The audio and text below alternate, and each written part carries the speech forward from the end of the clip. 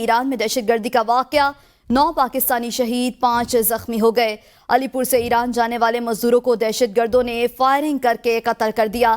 قتل ہونے والے 5 افراد تحصیل علی پور کے مختلف علاقوں کے رہائشی تھے۔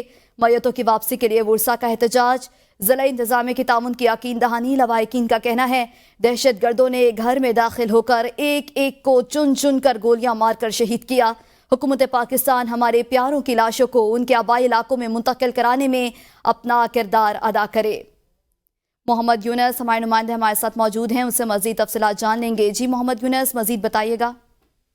جی بالکل، علی پور سے محنت مزدوری کے سلسلے میں ایران جانے والے مزدوروں کو دہشت گردوں نے فائرنگ کر کے بے دردی سے قتل کر دیا ہے۔ قتل ہونے والے 5 افراد تحصیل علی پور کے مختلف علاقوں کے رہائشی ہیں۔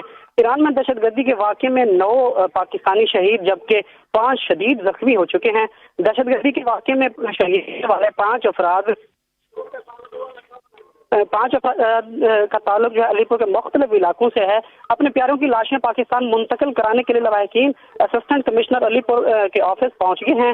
اسسٹنٹ کمشنر علی پور کی لواحقین کو مکمل تعاون کرانے کی یقین دہانی کرا دی گئی ہے۔ لواحقین کا کہنا ہے کہ یہ لوگ گزشتہ 10 سال سے ایران میں محنت مزدوری کرتے تھے۔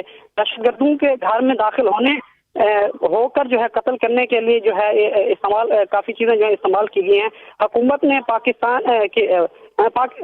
پاکستان سے ہمارے پیاروں کی لاشوں کو آبائی علاقوں میں منتقل کرانے کے لیے اپنا خاص کردار ادا کریں۔ جی بہت شکریہ محمد یونس۔